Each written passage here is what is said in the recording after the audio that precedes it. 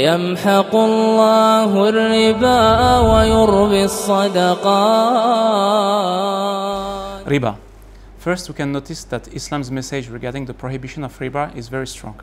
In the Quran, in relation to riba, we can particularly find that Allah Ta'ala asks to take a notice of war from Him Azza wa Jal and His Messenger alayhi salatu wasalam. His Messenger, who reportedly explained that riba is of 72 types, the least of which being like a man committing incest with his mother, wa'adu billah. He also explained that a dirham consumed by a man as riba knowingly is worse before Allah than 36 acts of zina. So it's not a joke at all. And it is sad to see that riba is openly available, advertised, industrialized throughout the world, and particularly in our Muslim places, actually most of them. While as a comparison, alcohol-related matters, when available, may be done secretly, covertly, in some of the same places. So technically, sami'na wa ata'na, the message and evidence from the Quran and the Sunnah are enough to be assured that riba is bad for mankind. Now, would a look at riba from an economic, financial perspective confirm the evil nature of interest-bearing transactions? Actually, just by opening your eyes and being intellectually honest and objective, you can notice the negative impact of riba. So let's focus on riba from the angle of economic system. First, a key question is around the definition of riba. In English, we can find usury as a translation of riba, with this idea of unjust exploitative gains generated through the rent of a commodity, commonly money. And Islam, on its side, provides a clear and technical definition of riba, through which we can distinguish both the riba of debt and nasi'a, and the riba of exchange, al-fadl. With respect to debt, we may hear some opinion trying to differentiate interest out of the so-called usury, trying to exclude ordinary interest charged on loans, as opposed to sizable, massive increases, several-fold multiplication over the capital. But Islam makes clear that even a small extra, a small surplus over the debt incurred as a principal amount by one counterparty through a debt contract due to a delay of delivery from this counterparty's side is prohibited. Traditionally, however, the lending of money by changing any interest at all can be qualified as usury. This was historically the case, for example, in Christian societies. Traditionally, usury is not restricted only to the lending at some arbitrary or exorbitant interest rate. Don't we have, by the way, in English, the contemporary word, the contemporary term loan shark? It goes without saying that in our modern economic and financial system worldwide, interest plays a very present and an imposing role and appears as embedded in it. Business school studies, car loans, mortgages, that millions of people engage in, sovereign debt, pricing benchmarks used by financial entities, and so on and so forth. Interest spread in our environment like a nuclear bomb. Today's Western model tends to present interest as legitimate or natural or beneficial. Really? Actually, such a comparison with nuclear bombs that we did earlier may also be done with respect to the negative impact of interest at the individual and society levels alike. To those who will feel like arguing that interest is a way of encouraging money owner in extending loans and transferring capital to potential investors, that interest is useful to the economy, that competition is in regulated financial markets limits or reduces interest charged to the borrowers, and that some bankruptcy laws in the contemporary system bring some protection to borrowers. To those with this argument, a simple answer could lie actually in a look at the actual and factual devastating effect of riba. And no need to look only at the past, ancient times, and Jahiliyyah period to find the effect of riba practice. Today, modern history provides evidence. A first harm by al-riba that we may mention and highlight here is injustice and unfairness. Western economic theories may be seen as mainly based on the argument that it will be reasonable for a lender to ask for a share when the borrowed money is invested in a venture, and for practical reason, the reward, i.e. technically the interest, will be fixed in advance, and for guarantee of the capital that the lender lent, the lender will ask for some collateral. Here, the first element which we can highlight is that we can see that we are not in a framework of proper partnership in a venture with the sharing of risk and profit. So-called productive loans carry injustice, particularly given the absence of such a sharing between the entrepreneur and the financier.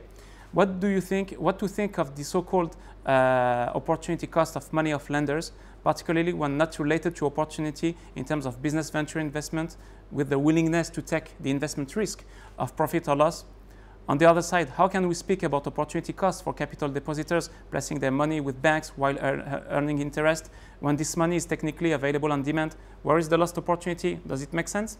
Secondly, a reality is that quite often a lot of loans granted granted in the financial markets are consumer or personal loans that the borrower takes because of consumption need, without any underlying business venture purpose behind whatsoever. So no return generated by the borrower, while he is asked to pay a fixed interest, a guaranteed return on capital by the lender, who may also ask for the borrower's house as collateral, as a security, like in the case of mortgage, for instance, irrespective of the borrower's financial situation or business venture outcome. So riba ends up with the exploitation of the needy, with situation maybe comparable in a way with some sort of enslavement for a lot of people who, by definition, are in some need. And how many people can we see seeking new loans to repay some previous loans, entering into some terrible cycle?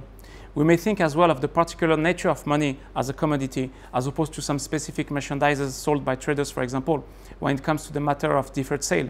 Aristotle, for example, actually had an interesting opinion with respect to the money's nature. Some early philosophers, such as Plato, reportedly happened to condemn the practice of taking usury. Aristotle held the opinion that money cannot be rent, as we cannot rent, for instance, food, and money is barren. It does not reproduce, and it should not be expected to produce excess value. In other words, interest is unnatural. To sum up, we may highlight here that the capitalistic system treats capital at par with labor and land, as opposed to the Islamic system, within which money, capital, is a production tool only. And this is ironic to see that this is the opinion of a Greek philosopher when we think of Greece today, as we talk with this so-called debt crisis, which is a live example of horrific effect of riba. Speaking of capital, wealth, and debt, another riba-related harm which we may highlight here is the impact on the circulation of wealth. Indeed, by definition, lenders seeking and charging interest show some aversion regarding counterparty risk, and they would only or mainly grant loans to borrowers with credit profiles showing repayment capacity. So this will naturally restrict the circulation of wealth, keep the capital in rotation between those who already have wealth, and result in some division between the rich and the poor.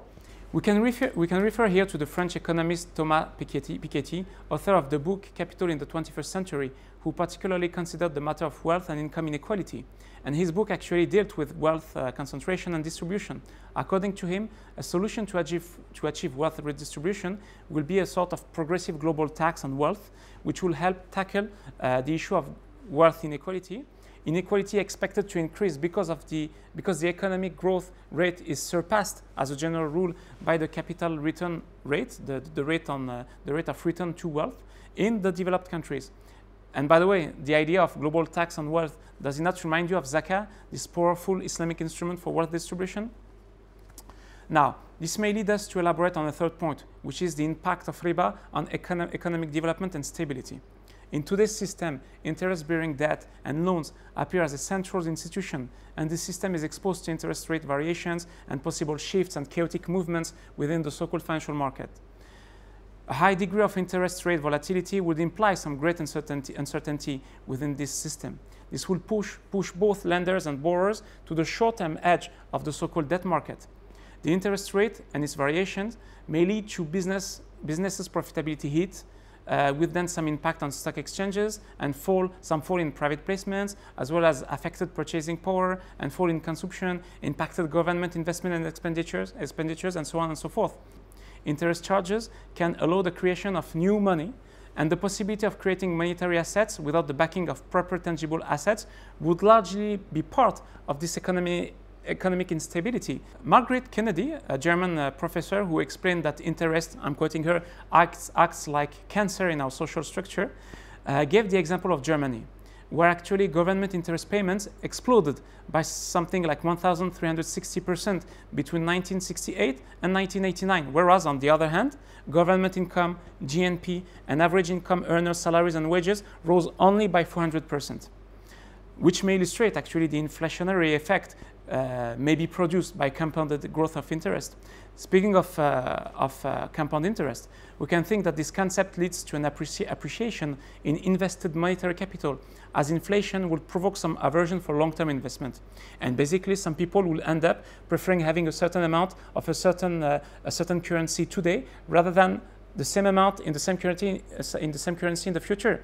In other words, we will have some sort of discount of future values. And this discount rate element, which is partly linked to interest rate, this discounting may lead as far as affecting the rate at which natural resources are exhausted, according to Pierce and Turner.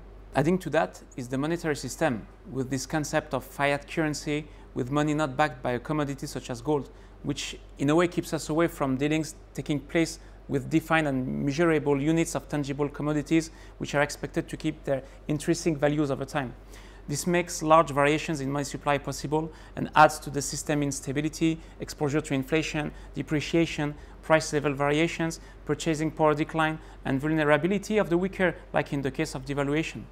Now, just some figures based on some sources. In 1970, around 60 countries categorized as low income by the World Bank, representing some sort of poorest countries, at that time had collectively a debt amounting to $25 billion. Debt which jumped to $523 billion by 2002. Interesting to see this explosion, the explosion of debt, which more than an economic fact would even appear today within the contemporary system as an ideological fact, a cultural habit embedded in a way of life of a lot of people, entities, bodies, and states. So now, what can we think of a possible way forward? An axis, a route to tap is education, I believe. We would need to educate ourselves, our brothers and sisters, shed light on riba according to the Islamic teaching, of course, highlight the kinds of riba, and why not as well spread the message of Islam with respect to the evil nature of riba beyond the Ummah and throughout the world. We will need to have the same educational approach as well with regard to other haram elements, such as gharar, for example, which is another evil element, this uncertainty in the sense of ambiguity. Another axis to consider is developing, strengthening, improving the alternative represented by Islamic banking. With this concept, strong concepts of partnership, genuine and proper transactions, truly backed by underlying tangible assets, commercial arrangements generating cash flows with a proper sharing of risks and profits. Speaking of which, a Vatican newspaper happened to support Islamic finance some years ago, particularly referring to the ethical principles. So welfare at both individual and society levels, harmony and justice, maslaha of our mankind community can only be achieved through the straight path as set by Islam, which provides corrective tools and mechanisms, including in particular the abolition and prohibition of riba. Subhanallah, are we blind? Can't we see that more than 14 centuries ago, Prophet Muhammad ﷺ was sent with a clear message and a religion which provides the keys for a harmonious life, which in particular cover the aspects of sales and business, and for this particular element of life, to sum up a non-Sharia compliant system, which can just end up in injustice. And we can see that the preservation of the interest of the masses does not appear at all as a target today within today's interest-bearing system. Piketty, mentioned earlier, the economist, reportedly explained, and I'm quoting him, "The history of public debt is full of irony." He also added, "It rarely follows our ideas of order and justice." My last words will be a translation or interpretation of verse 185 of Surah Al-Imran. "Every soul will taste death, and you will only be given your compensation on the day of resurrection. So he who is drawn away from the fire and admitted to paradise has attained," i.e. has attained his desire. "And what is the life of this world except the enjoyment of delusion?"